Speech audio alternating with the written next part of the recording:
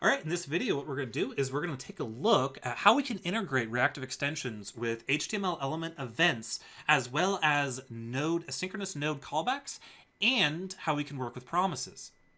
So for the first example, we're going to take a look at HTML events, but we've already written this code. So all I have to do is come here and pop open this, and I can show you guys our from event. We've already used it right there.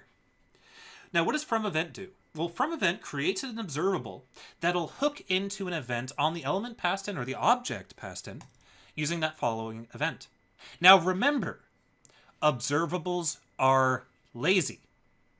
That means if I did not have this subscribe here, this event will never be bound to the DOM. And that's an excellent, excellent performance thing. Because let's say I only wanted to do the first 10 items, and I said take 10, right? After those 10 items, then it'll complete this observable. It'll complete that observable, and then it'll unsubscribe from the entire chain. And when the entire chain is unsubscribed from, finally at the top, this is going to unsubscribe from the key up event. So, for example, we could say something like Rx observable from event window, what's this called? On document ready or on ready or just ready or something like that. First subscribe, and the first simply takes the first item and then unsubscribes. So this will subscribe to this ready event on the window. I can't remember the actual ready event. I haven't done that in so long. Years, in fact. But the point is that because I always use the jQuery function for that. But anyway, the point is once the first gets called, it'll unsubscribe from this event. And once that happens, it'll unsubscribe from this event handler, preventing a memory leak. And that's really cool. So a couple other notes about from event. From event is actually from event pattern. Basically, it has no idea what object we're passing in. Is it a jQuery object? Is it a HTML element? Is it an event emitter? Is it socket.io? What is it? It has no idea. So in order for it to work, it has to figure out what kind of event pattern is used. And fortunately in JavaScript, the community has kind of established that we have only a handful of these different event listener methods. We have things like on and off, on for subscribing, off for unsubscribing, add event listener, remove event listener, and so on. And the from event will detect which one that object supports, and it'll bind to it. Now, fortunately, our title, because it's a jQuery object, supports the on event. And so from event will just magically work. If we pass in something like document.body, it'll also work. Document.body does not support the on event handler. It does not have an on method, but it does have an add event listener method, and that's the method that from event's going to call. So you can really see how powerful that is, both in the sense that it'll automatically unsubscribe once everything is done. It'll only ever subscribe once somebody actually subscribes to it. So it'll only ever create that event handler when it's used. And finally, it works with a very, very wide variety of different frameworks, jQuery, straight up HTML elements, socket.io, whatever. So that makes from event really cool. Sorry, I get really excited about from event. I think it's neat. But anyway, that's from event. Pretty straightforward. Not a whole lot else to say about it. So let's talk about some other examples. I'm going to close this out, and I'm going to pop open source server, and I'm going to create a new example on our server. So we're going to do this in node land. Example 03, and we'll just do from.js. And remember, I do have my gulp task running that is compiling these. And over here, I'm going to go ahead and do npm run node mon build example 03 from. And so now we're running that file as it changes. Then I'm going to go ahead and just grab these two guys up here and just dump them down there. So we're importing reactive extensions, and we're importing our create subscriber method. All right, let's do a quick tutorial on node. So let's say I have a node callback that I want to bind to. So I want to say import fs from fs.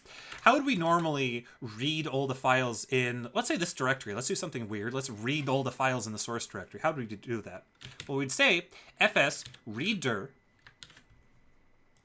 and we'd pass in a directory, in this case, source server, and then we'd pass in a callback. And the callback will accept two parameters. It'll accept an error,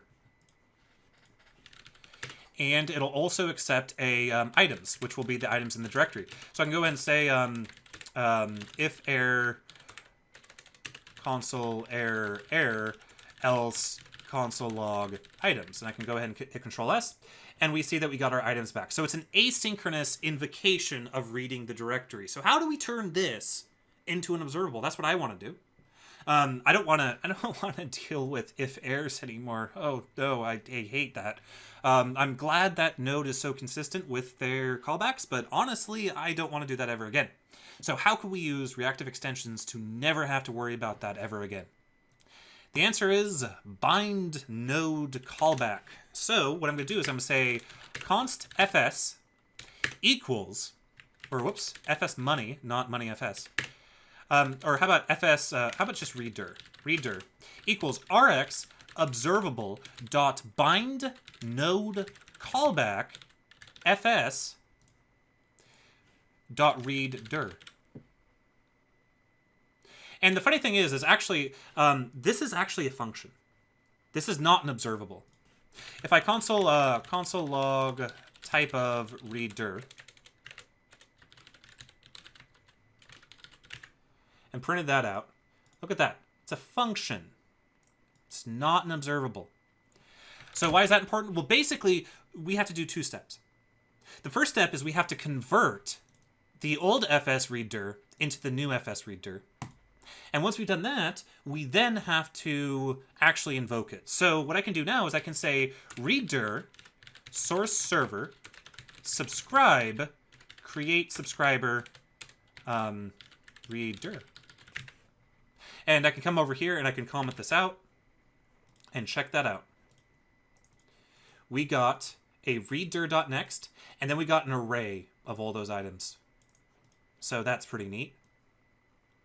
So all of this code up here, all of that code has been literally replaced by that. I mean, obviously we still have to do that, but you only have to do that once per callback you want to bind.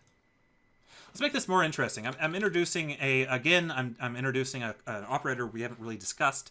But what if we wanted to manipulate each file one by one?